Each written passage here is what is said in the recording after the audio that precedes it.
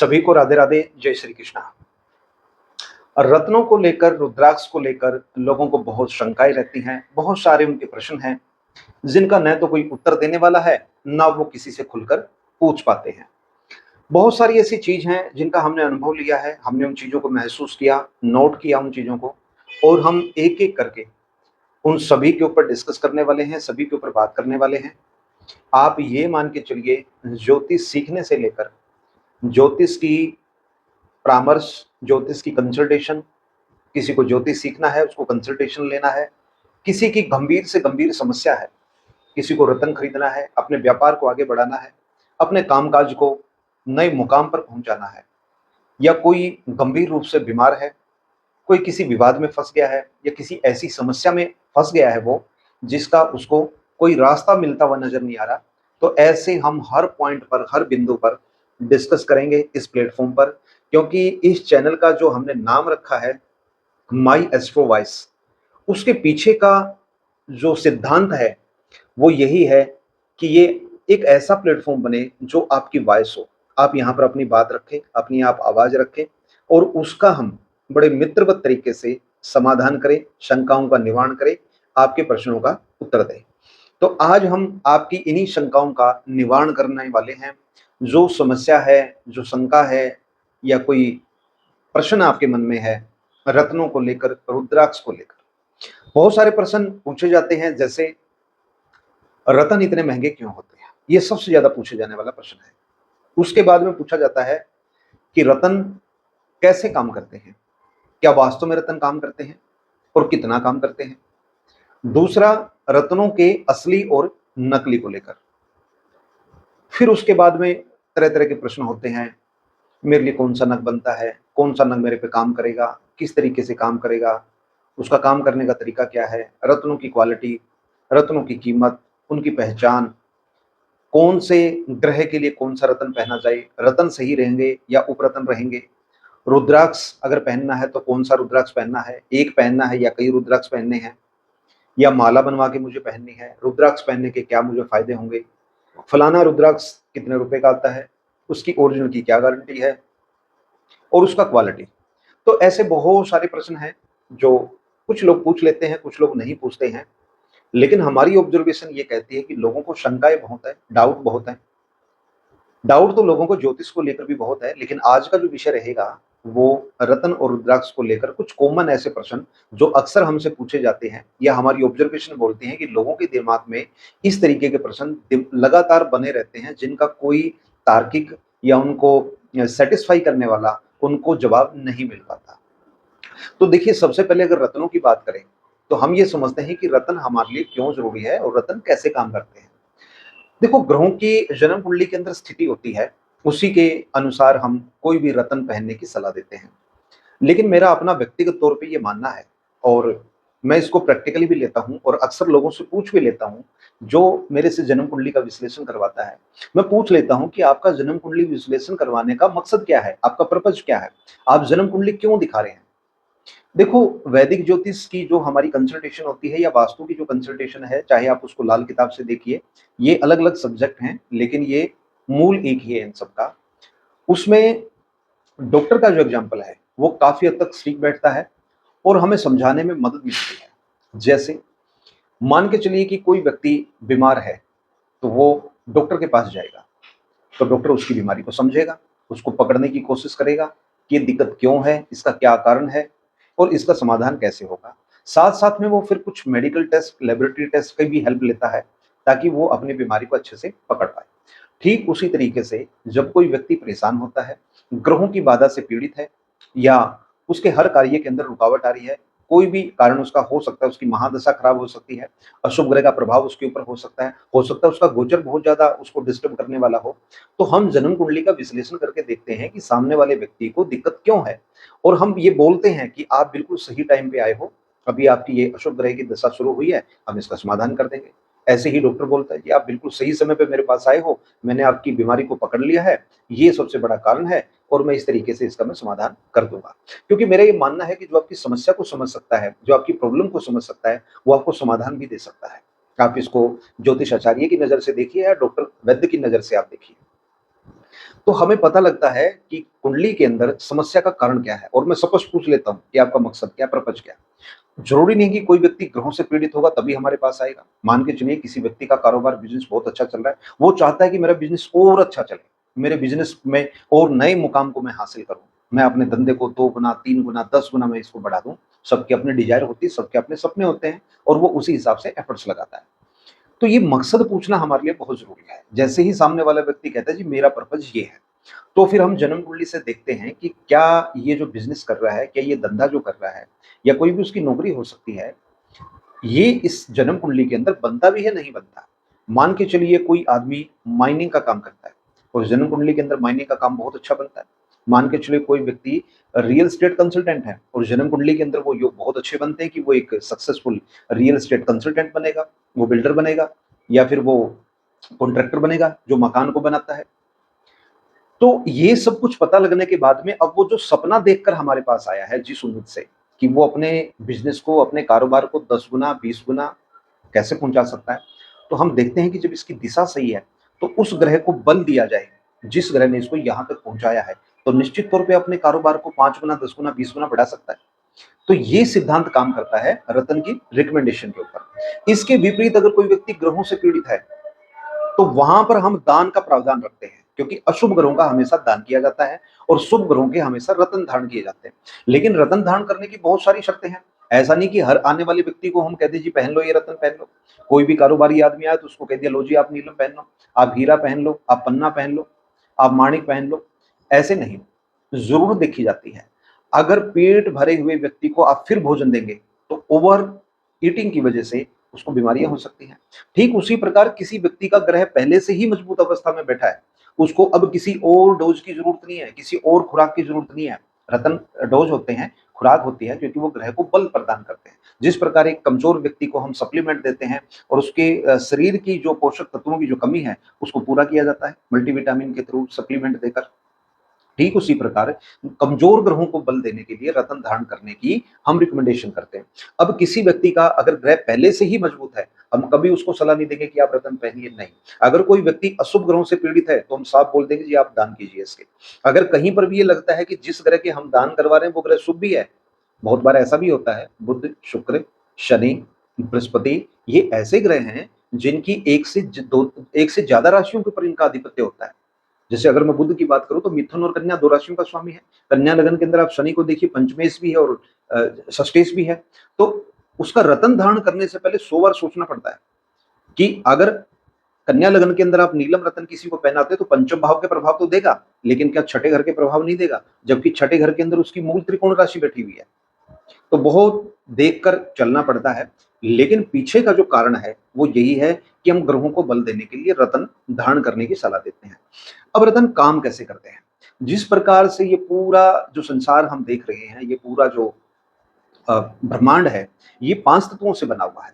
यही पंच तत्व, पृथ्वी, जल, आकाश, वायु, अग्नि, यही पंच तत्व हमारे शरीर के अंदर विद्यमान है। और शरीर की जो कैलकुलेशन निकलती है वो आयुर्वेद में निकले या डॉक्टरी अंग्रेजी भाषा के अंदर एलोपैथी में, ये सब बेस इनका यही है पंच तत्व। क्योंकि वात पित्त कब जब डिस्टर्ब होते हैं तो व्यक्ति बीमार होता है। तो ये 5 तत्वों का ही सारा खेल वास्तु में भी यही काम करता है, ज्योतिष में भी यही काम करता है, और स्वास्थ्य विज्ञान में भी यही काम करता है। तो ये जो 5 तत्व हैं ये उन रत्नों के अंदर भी हैं, ग्रहों के अंदर भी हैं, रुद्राक्ष के अंदर भी हैं, भूखंड में, जमीन में, समान में, हमारे शरीर में, सभी जीव जंतुओं के अंदर विद्यमान है। एक पहाड़ भी अगर बना है वो भी पंच तत्व से बना है। अगर उस पहाड़ को ऑक्सीजन ना मिले, उस पहाड़ को पानी ना मिले, उस पहाड़ को खुला आसमान ना मिले, तो क्या वो डेवलप हो पाएगा?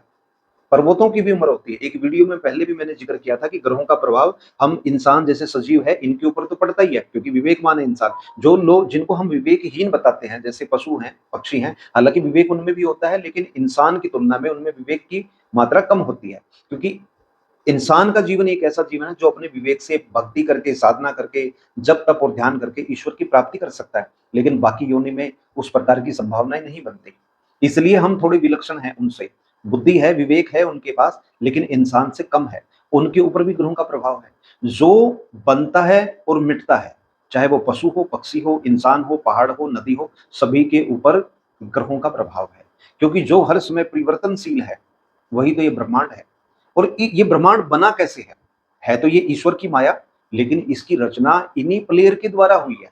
अभी मैंने एक वीडियो में जिक्र किया था कि जन्म कुंडली के जो 12 भाव हैं, उसको हम प्लेग्राउंड समझते हैं, और उसमें राशियां, ग्रह और नक्षत्र ये एक तरह से प्लेयर हैं। तो जो ग्रह जितना मजबूत अवस्था में, जितनी शुद्ध अवस्था में, अच्छी अवस्था में होगा, वो अपना उतना ही अच्छा रोल प्ले करेगा।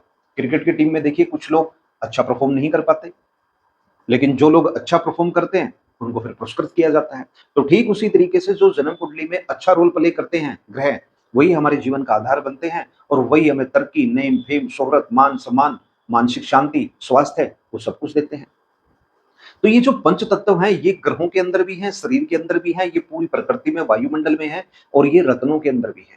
तो रत्नों के अंदर, जैसे कि मैं एक उदाहरण आपको देता हूं, मैं नीलम की बात करता हूं। तो नीलम एक ऐसा रत्न है जिसके ऊपर शनि ग्रह का अधिपत्य है। अब आप ये देखिए कि शनि ग्रह का रंग हम किसको मानते हैं? नीले रंग को। और नीलम का रंग भी नीला ही होता है। ऐसे ही इसको, नीलम को कहते हैं अंग्रेजी में ब्लू सफायर, और हिंदी में इसको बोलेंगे हम नीला पुखराज, लेकिन आम बोलचाल की भाषा में इसको नीलम बोल दिया जाता है। उसी प्रकार से येलो सफायर, उसको हम कहते हैं पुखराज, और आम बोलचाल में उसको बोल देते हैं पुखराज। एक और पुखराज होता है, वो होता है व्हाइट सफायर, जिसको कहते हैं सफेद पुखराज। वो शुक्र ग्रह के लिए काम करता है। उसको डायमंड का हम ऑप्शन लेके रिकमेंड करते हैं लोगों को। और जो पीला पुखराज होता है वो बृहस्पति के लिए, और जो नीला पुखराज है वो शनि के लिए। और एक चौथा पुखराज और होता है जिसमें 2 या 3 कलर मिक्स होते हैं। वो कहीं से आपको पीला नजर आएगा, कहीं से सफेद, कहीं से नीला नजर आएगा। तो उसको हम कहते हैं पीताम्बरी। उसको भी कुछ पार्टिकुलर जगह पे, कुछ खास जन्म कुंडलियों के अंदर विवाद वाले पॉइंट के ऊपर उसको स्टडी करके पहनाया जाता है। तो रत्नों के अंदर ग्रहों का प्रभाव है। जैसे कि मोती मानसिक शांति के लिए होता है, क्योंकि वो चंद्रमा के लिए। तो हम जब भी किसी को मोती पहनाते हैं, अच्छी क्वालिटी का मोती, प्रॉपर उसका एक वजन होना चाहिए। ऐसा नहीं है कि किसी को भी उठा के कुछ भी पहना दिया, नहीं। किस जन्म कुंडली की क्या रिक्वायरमेंट है, कौन सी क्वालिटी का मोती या कौन सी क्वालिटी का रत्न उसको पहनाना है, कितने वजन में पहनाना है। ऐसा नहीं कि हर किसी को भी हम ऊंची क्वालिटी का रिकमेंड कर दें। नहीं, जन्म कुंडली में अगर एक आम मोती की जरूरत है, हम उसको एक आम मोती ही रिकमेंड करते हैं। जहां पर हमें और बेहतर अच्छी क्वालिटी के मोती की जरूरत नजर आती है जन्म कुंडली में, तो हम अच्छी क्वालिटी का मोती रिकमेंड करते हैं।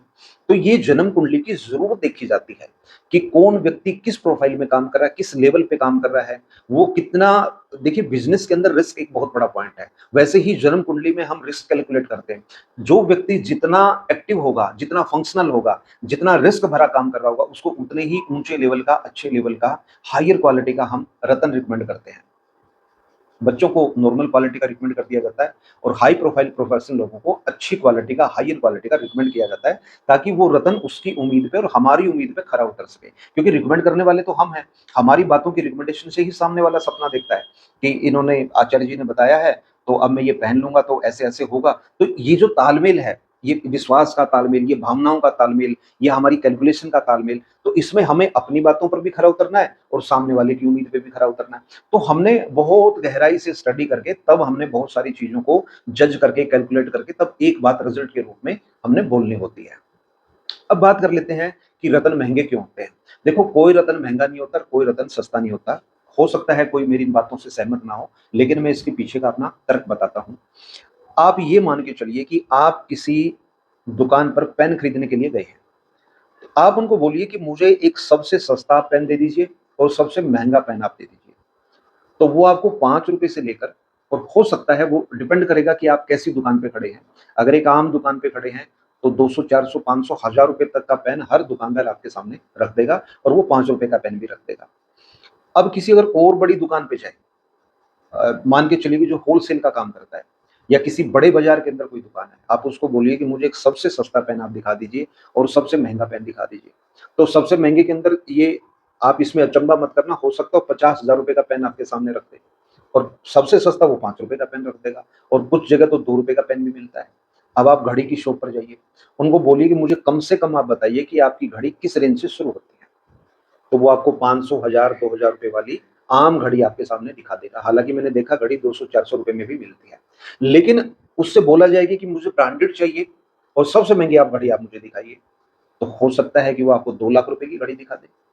अब आप कपड़े की दुकान पे जाइए, उसको बोलिए कि मुझे सबसे सस्ता कपड़ा आप दिखाइए, तो हो सकता है वो ₹100, ₹150, ₹200 मीटर वाला कपड़ा आपको दिखा देगा।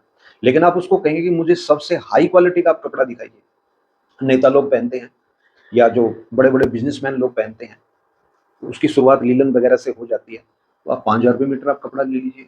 तो देखो सस्ते और महँगे की जो डेफ़िनेशन है वो आदमी अपनी ज़रूरत के हिसाब से, अपनी रिक्वायरमेंट के हिसाब से और अपने बजट के हिसाब से डिसाइड करता है। इसकी कोई फ़िक्स डेफ़िनेशन नहीं है, क्या महँगा, क्या सस्ता है। इसकी कोई डेफ़िनेशन नहीं है। जिसको आप इम्पोर्टेंस देंगे, वो आपके लिए ज़रूरी है। जिसको आप इम्पोर्टेंस नहीं देंगे, वो आपके लिए ज़रूरी नहीं है। तो जो ज़रूरी है, वो फिर कोई महँगा-सस्ता नहीं देखा जाता। कोई आदमी महँगा कपड़ा पहनता है, क्या वो कपड़ा उसको खाने के लिए देता है, कमा के देता है? नहीं।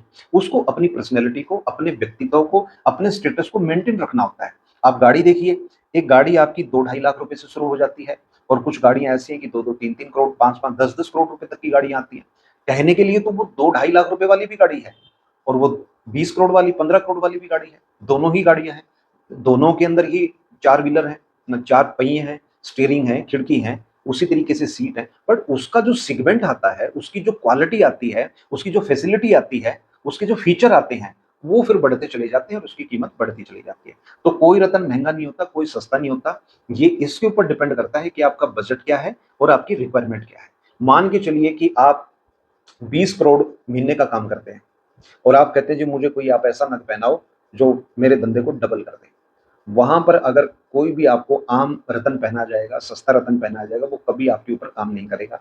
आपकी जन्म कुंडली के अंदर जिस ग्रह से संबंधित आपका रत्न बनता है, वो ग्रह क्या संकेत देता है हमें, उसके हिसाब से ही आपको वो रिकमेंड किया जाएगा।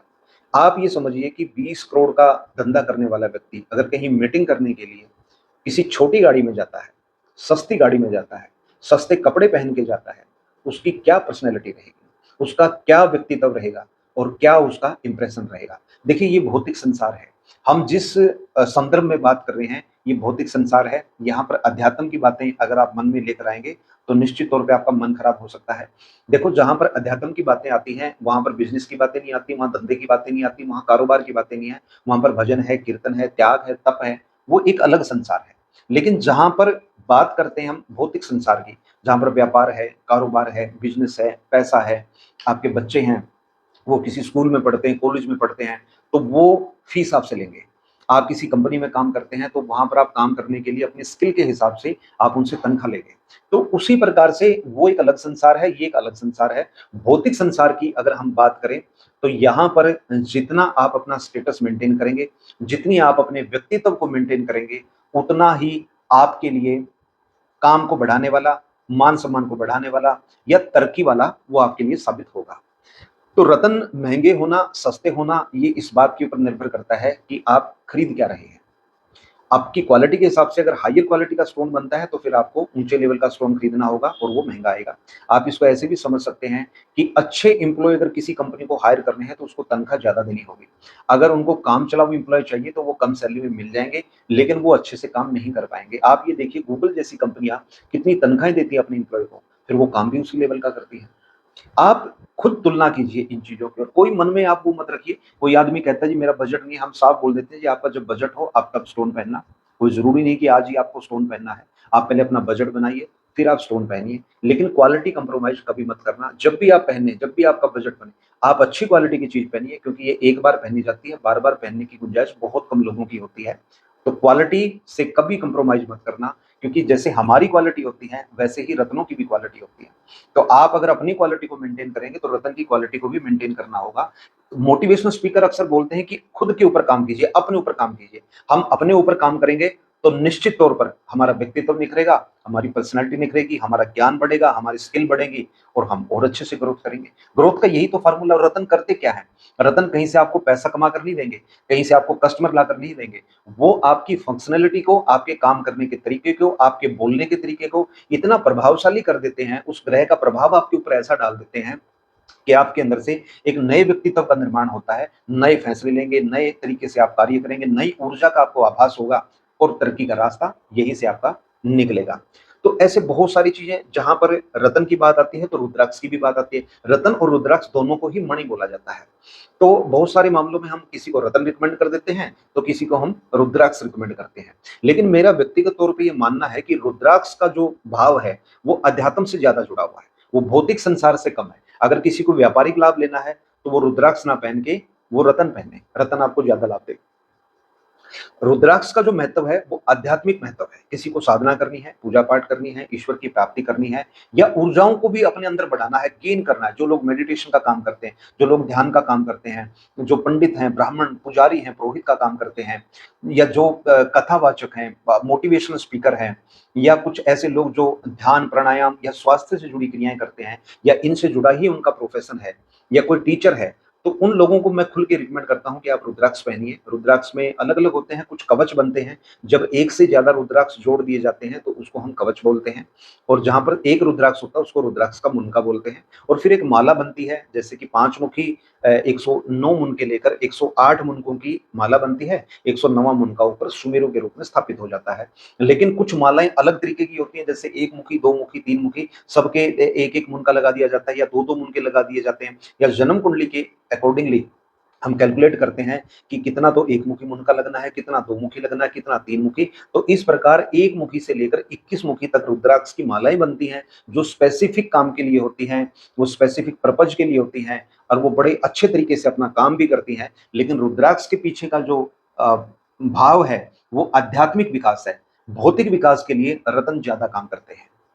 तो रत्नों को पहनने को लेकर भी बहुत सारी भ्रांतियाँ हैं, लेकिन अब हमने तो इस सिस्टम को बहुत ही सरल तरीके से कर दिया है। हम हमारे यहाँ से जो भी रत्न तैयार होते हैं, जो भी अंगूठियाँ बनती हैं, लॉकेट बनते हैं, पेंडेंट बनते हैं, या कोई ब्रेसलेट बनता है, तो हम उसको पहनने वाले के नाम, मदर नेम, फादर नेम, गोत्र, हस्बैंड नेम, स्पाउस नेम, किस पर्पज़ से पहन रहा है, ऑफ़िस के काम के लिए पहन रहा है या उसका मकसद क्या, वो सारी डिटेल लेकर हम उसके प्रॉपर तरीके से शुद्धिकरण करके, उसको शुद्ध करके, एनर्जाइज़ करके हम पहनने के लिए दे देते हैं। और पंचांग के अनुसार जो सबसे शुद्ध समय निकलता है, वो हम उनको निकाल के दे देते हैं। फिर पहनने वाले को कुछ नहीं करना, सिंपली अपना हाथ-मुँह धोकर शुद्ध होकर उसको पहन सकते हैं। तो घर पे आपको कोई पंचोपचार पूजन करना, उनका पंचगव्य से स्नान करवाना, पंचामृत स्नान करवाना, उनकी पूजा करवाना, फिर वो आपको करने की आवश्यकता नहीं है। क्योंकि बहुत बार ऐसा देखा है कि जो लोग हमारे ब्राह्मणों की टीम होती है, वो रोज़ाना मंत्र जाप करती है, उनका उच्चारण बहुत अच्छा है, वो पूरे नियम के साथ करते हैं, उनके पास सारा सामान होता है। किसी भी रत्न की उनको शुद्धि करनी है तो उसके लिए कहाँ पर अक्षत की ज़रूरत है, कहाँ फूल की ज़रूरत है, कहाँ उनको पंचामृत चाहिए, कौन-सा मंत्र करना है, आसन, माला, वो सब कुछ उनके पास सब पहले से ही होता है, क्योंकि वो उनका रूटीन का वर्क है। लेकिन मैं किसी पहनने वाले को बताऊँ जी आप इस आसन पे बैठिए, इस माला के साथ ये जप कीजिए, फिर वो मंत्र का उच्चारण, उसमें अगर कोई गलती होगी, फिर वो हमें कहता है जी मैंने इस मंत्र को गलत जप कर दिया, इस तरीके से सामने वाले का मन पकड़ा जाता है। फिर उसको ये हो जाता है कि मैंने तो गलत तरीके से, गलत विधि से मैंने रत्न पहना है। तो वो सारे झंझट, जितनी भी जो डाउट हैं, जो गलतियों की जो संभावनाएँ हैं, उसको हमने खत्म कर दिया और हम खुद ही रत्न को शुद्ध और सिद्ध करवाकर उनको प्राण प्रतिष्ठा करवा के उनको दे देते हैं पहनने के लिए। तो मैंने यथासंभव जितने भी कॉमन क्वेश्चन हैं, प्रश्न हैं, शंकाएँ हैं, उनका निवारण करने की कोशिश की है। तो समय के अभाव की वजह से मैं बहुत लंबा इस वीडियो को नहीं खींचूँगा। आप जो मैंने प्रश्नों के उत्तर दिए, जो शंकाओं का निवारण किया है, उसके अलावा अगर आपके मन में कोई प्रश्न है, कोई डाउट है, कोई शंका है, तो आप बिल्कुल हमारे नीचे दिए गए नंबर पे कॉन्टैक्ट करके जानकारी ले सकते हैं। कोई भी व्यक्ति हमें कॉल कर सकता है, किसी के लिए कोई मनाही नहीं है, कोई यहाँ पर जेंडर का भेदभाव नहीं है, कोई यहाँ पर उम्र का भेदभाव नहीं है, कोई ऐसा नहीं कि आप हमसे खरीदारी करोगे तो ही हमसे बात कर सकते हो, आप हमसे कंसल्टेशन लोगे तभी बात करोगे, आप हमारे मेंबर बने हुए, आपने मेंबरशिप ली हुई तभी हम आपसे बात करेंगे, ऐसा कुछ नहीं है। कोई भी व्यक्ति अपनी शंकाओं के निवारण के लिए हमसे निसंकोच कॉन्टैक्ट कर सकता है। यथासंभव आपकी हर शंका का निवारण किया जाएगा, आपके डाउट्स को दूर किया जाएगा, प्रश्नों के उत्तर दिए जाएँगे, और जो भी गलत धारणाएँ रत्नों को लेकर, रुद्राक्ष को लेकर, ज्योतिष को लेकर, रत्नों की कीमत को लेकर है, वो सब कुछ यहाँ आप दूर कर सकते हैं। तो नीचे दिए गए नंबर को आप अपने फ़ोन में सेव कर लें, चैनल को सब्सक्राइब करें, और वीडियो अगर अच्छी लगी है तो लाइक भी कर दें, शेयर भी कर दें, और कैसी लगी है आप ये भी कमेंट करके ज़रूर बताएँ। क्योंकि मैं अपने अनुभव से बोलता हूँ, और आप जो कमेंट करेंगे या जो आप हमें रिस्पॉन्स देंगे, वो भी हमारे लिए एक अनुभव होगा, ताकि आने वाली वीडियो में हम और अच्छा काम कर सकें। सभी को राधे राधे, जय श्री कृष्ण।